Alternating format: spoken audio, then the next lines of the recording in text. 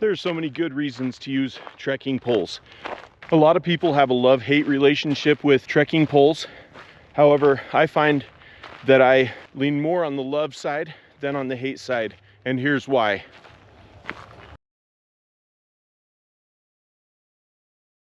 One of the major benefits for using trekking poles is the fact that it can indeed take a lot of stress and a lot of impact off of your knees when going downhill.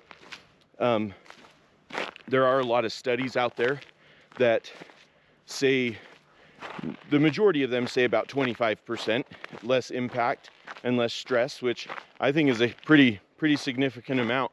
If you can reduce any stress off your knees, then man, why not?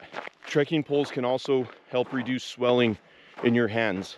Rather than having your hands hanging down, your hands are at a elevated position, somewhere a little bit closer to your, whoa, about the farm in this mud. I should be using my trekking poles. All right, where was I? Yeah, trekking poles definitely will help with hand swelling. Your hands, when you're not using trekking poles, they're typically down to your side, and so your fluids and everything are rushing down there.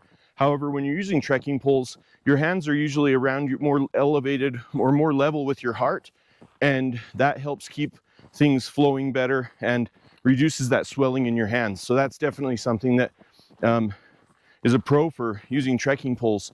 When you're hiking with a trekking pole, they definitely help propel you forward and help you to keep some momentum.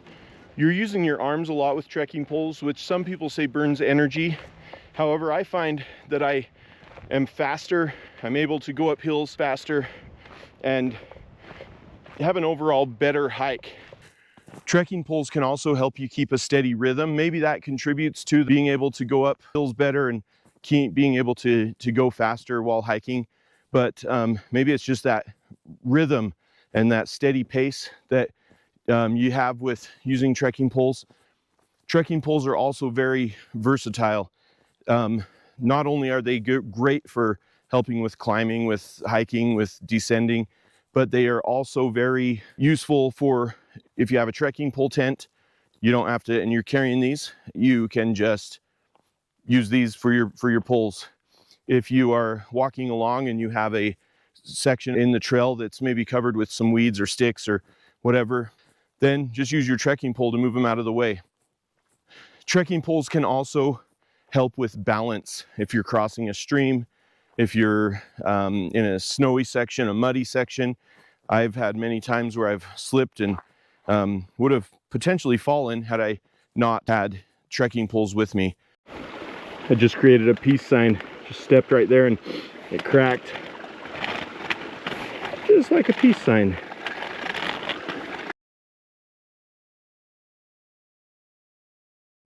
There are different ways to use trekking poles, and I think that might be one of the things that some people don't quite understand.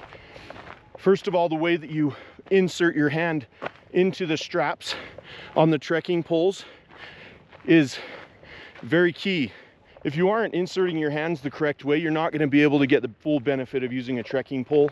So this is the proper way to put your hand through the straps and be able to get the full benefit of using these trekking poles. Another thing that I've seen and that people do is not really taking the proper time to learn them. Some people try them out once, I don't really like those, and never try them out again. I think with anything you have to give it a good fair shot to be able to really know if it's going to be something that benefits you or not. Another thing is the proper way to ascend and descend with trekking poles. When you're ascending, you want to have your trekking pole so that the tip of the pole hits a little bit behind you, and the trekking pole is leaning forward, kind of at a forward angle. If you're descending, you probably want to make them a little bit longer, and you want to put them in front of you. And I tend to use both of them at the same time. One thing you don't want to do is use both and have them be your crutch. One, that will lead to a premature failure of the trekking poles. You can use them as an assist as you're going downhill, but definitely not a support. Just another thing when you're going downhill is you just kind of adjust as you go. That's what I do to be able to, depending on the terrain, depending on what I'm doing, how fast I'm going, that determines how I use them going downhill.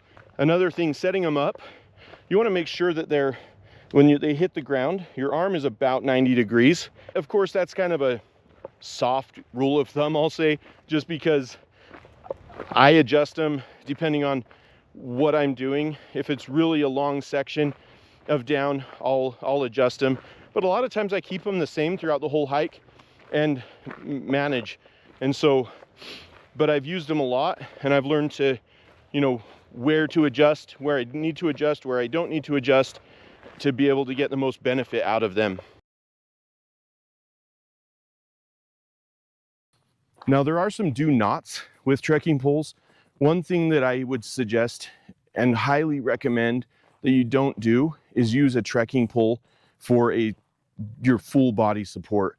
Some people, when they're descending, they will use them as, they'll just come down and hit really hard on them. And I've seen them actually collapse where maybe the little fastener isn't tight, or and it just collapses.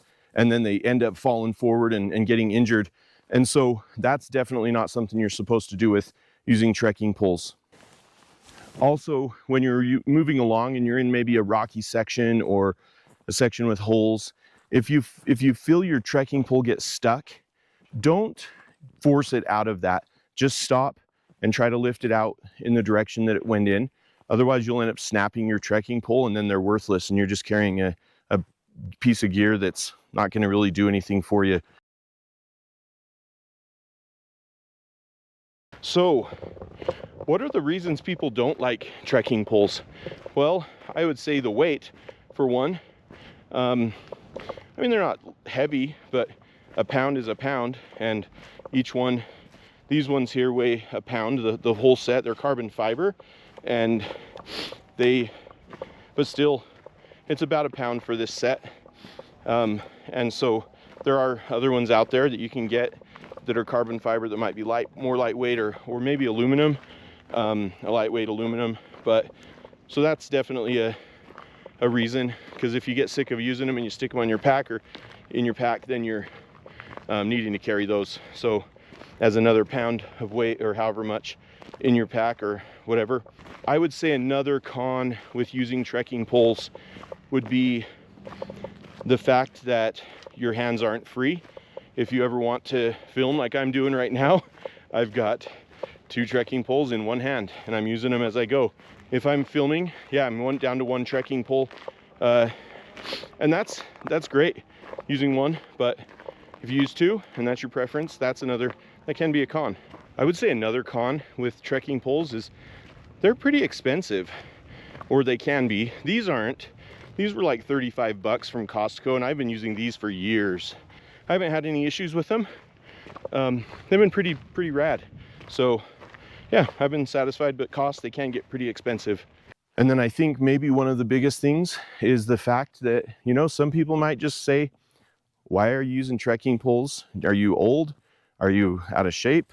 I mean, obviously I'm out of shape, but something that I've been using trekking poles for a long time, and I'll continue to use trekking poles even when I'm not out of shape. So that's just a, you know, con that some people might consider and have considered. You know, they don't want to look like an old person using trekking poles. I'll swear by trekking poles. They are definitely not for old people only. They are good for everyone. And so these are something to definitely consider to make your hikes better and be able to go faster, and all the benefits that come with them. Well, if you've made it to this point and you've liked the video, go ahead and give it a thumbs up. Also consider subscribing to my channel. I put out a new video every week, and that way you won't miss any of the videos. And yeah, thanks for watching.